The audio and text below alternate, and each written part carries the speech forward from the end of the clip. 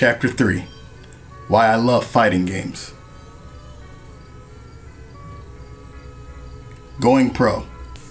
About a year and a half since returning to gaming, while still working as a caregiver, I was approached by Mad Catz, a US manufacturer of gaming accessories, and signed with them for professional sponsorship in April of 2010. Winning EVO 2009 had a huge impact on their unexpected offer to make me Japan's first pro gamer. Landing a sponsorship was by no means easy, and certainly not an inevitability. Was it mere chance, or were my efforts finally being rewarded? Originally, I wasn't even supposed to be in the World Championships at EVO 2009. While I had decided to continue playing games for life, I was still working and didn't consider return to the world stage to be realistic. The first tournament I entered upon my return was Capcom's official 2009 Japanese National Street Fighter IV tournament. I only made it to top 16, not exactly a brilliant showing, but I still caught the attention of many of the players.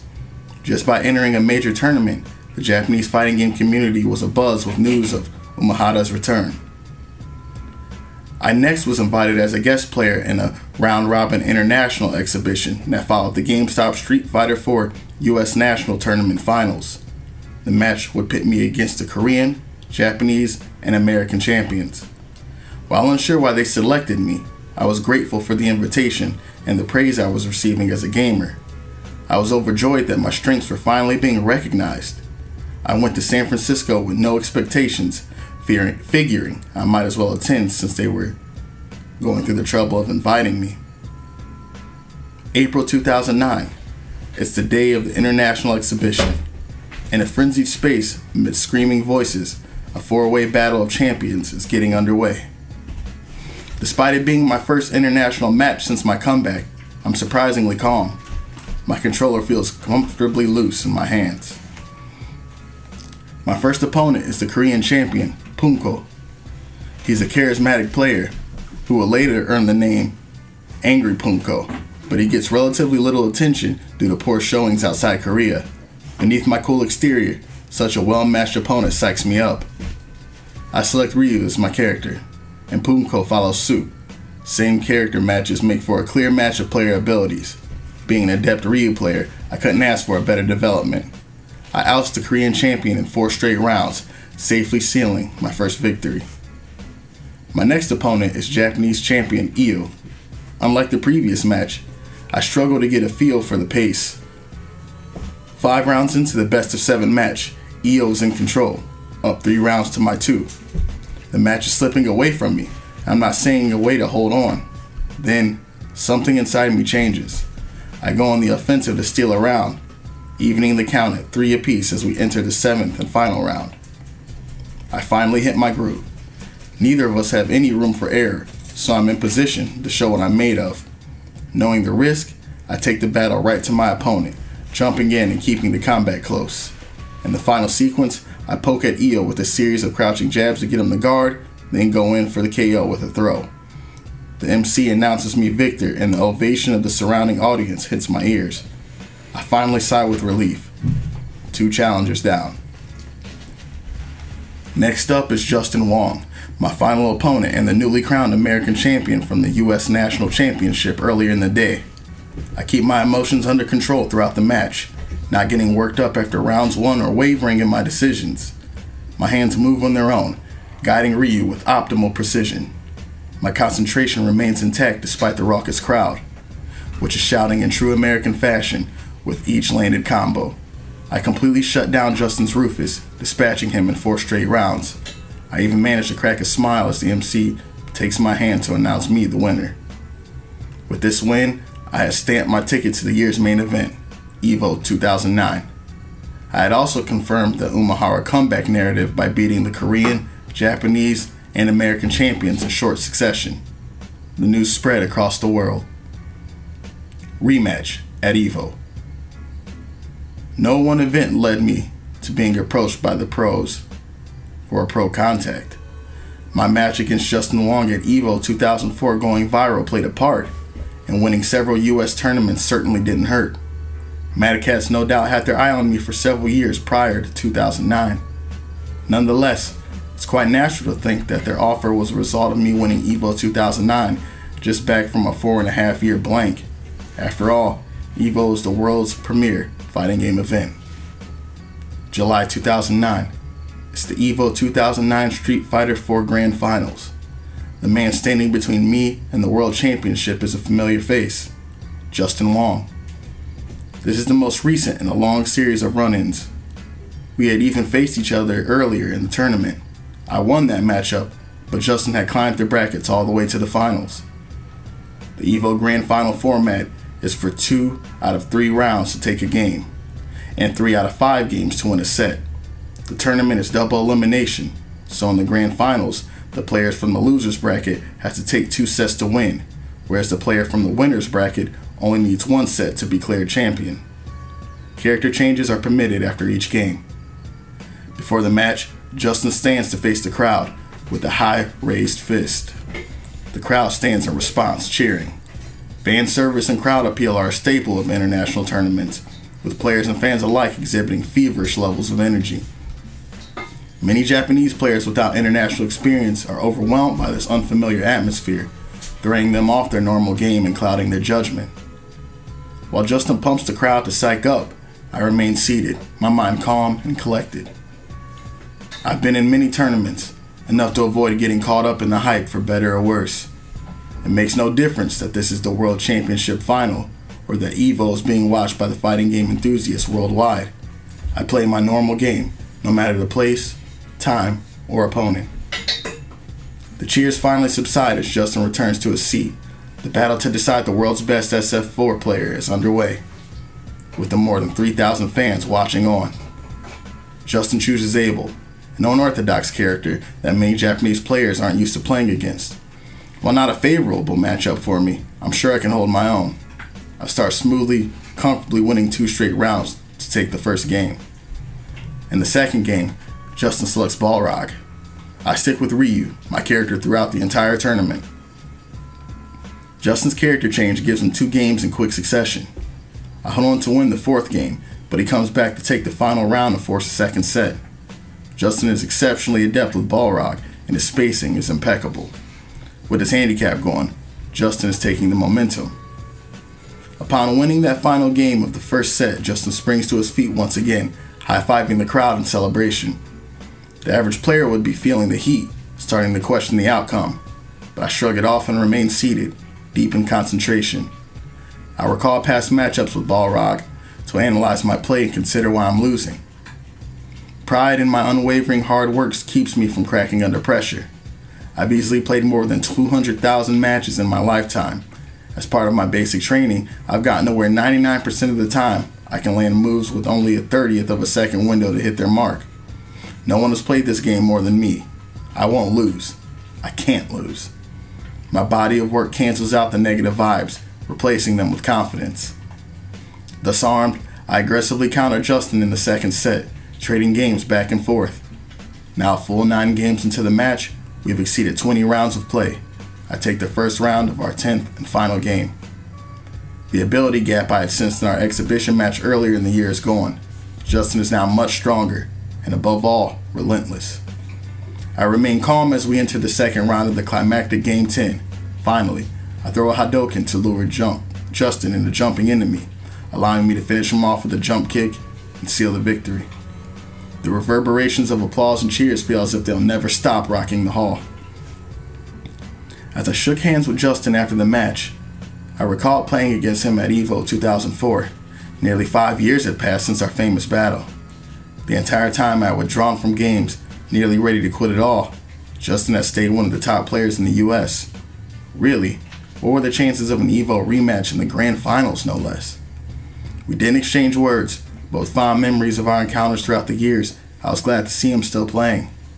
I'm sure he felt the same. I could sense it in the conviction of his solid handshake.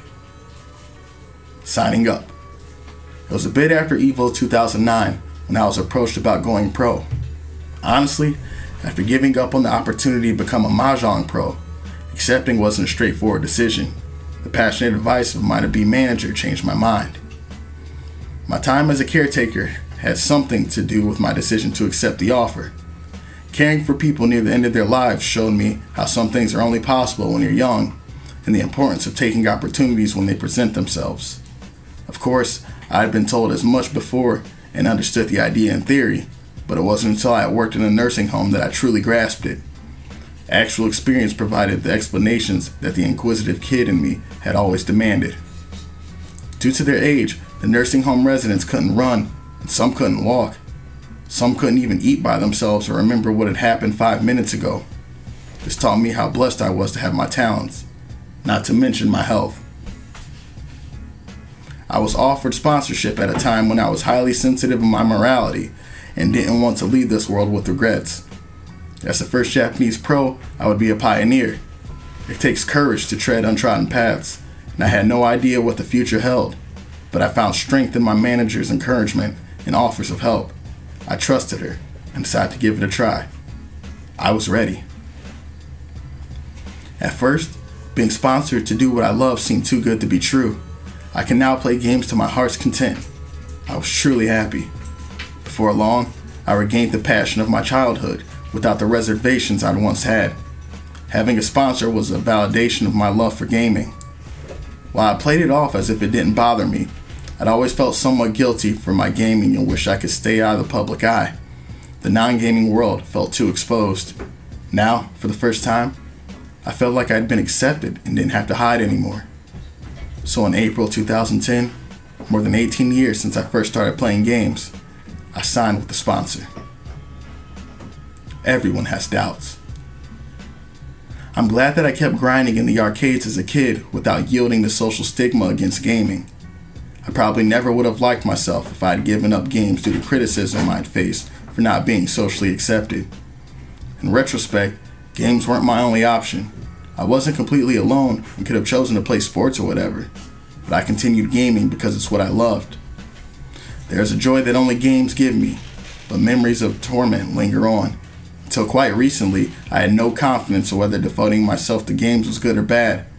I'm proud of myself now for sticking through it, even amongst the anguish.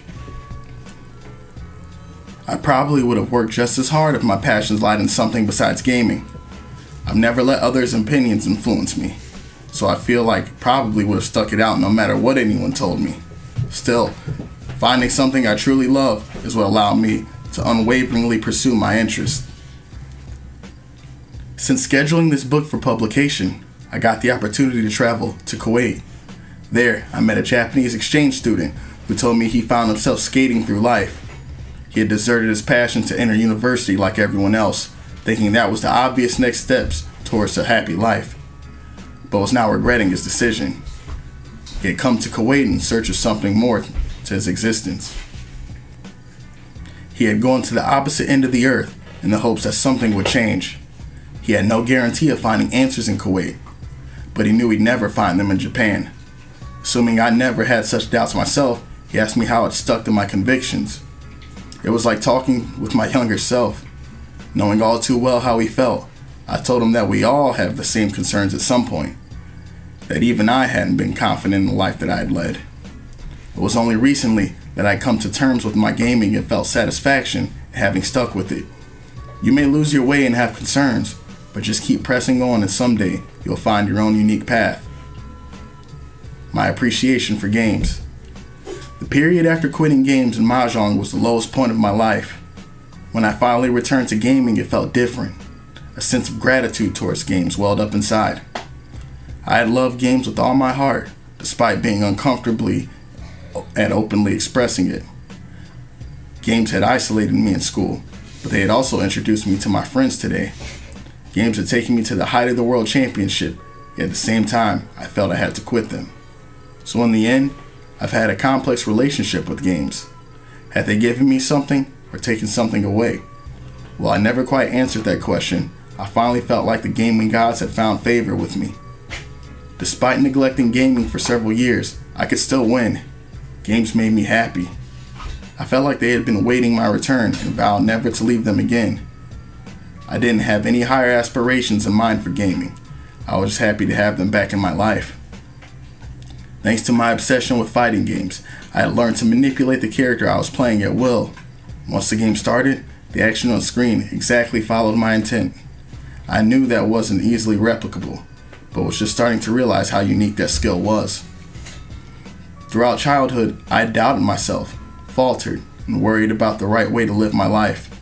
It wasn't until my comeback that I made peace with things. All I had were games, and I was okay. For this, I am genuinely grateful to games.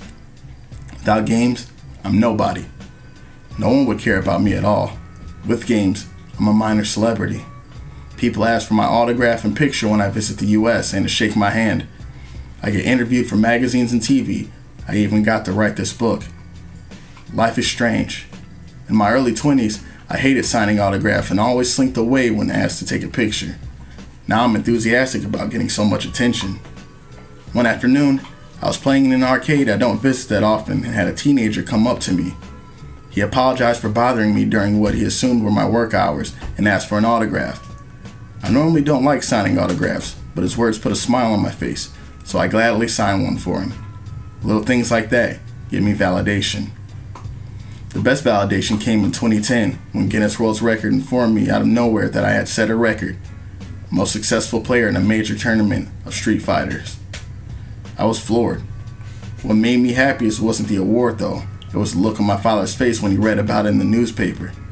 He had never been totally convinced of my achievements, no matter how many tournaments I won, but such high accolades from the non-gaming world even got his attention.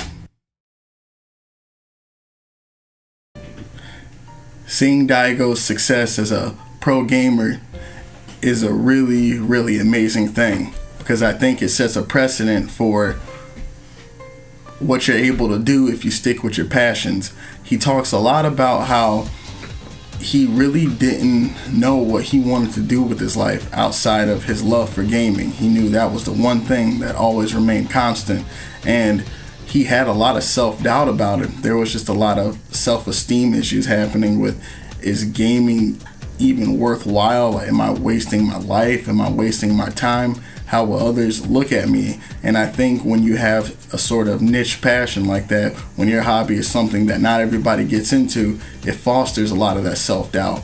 But I think the thing that separates Daigo from so many other people is the fact that he was able to maintain his conviction and still pursue it. He was able to not only move past the self-doubts of the world, but the self-doubts within himself.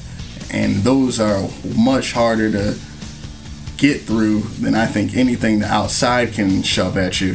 And seeing him push through everything that he has to reach the world stage and to show that gaming, fighting games as a hobby, as a career, as a passion are worthwhile, that opened the door to so many things. Not even just Japan, but I know that he was the catalyst for me in a lot of ways and so many other people. A lot just look up to him. And this is why I think of Daigo not only as an amazing fighting game player, but as a person, as a path player.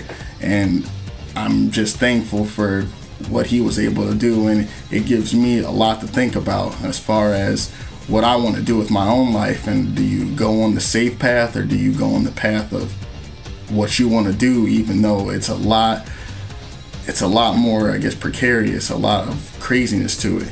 So I can't wait to continue the audiobook with you guys. Let me know what you think, and take it easy.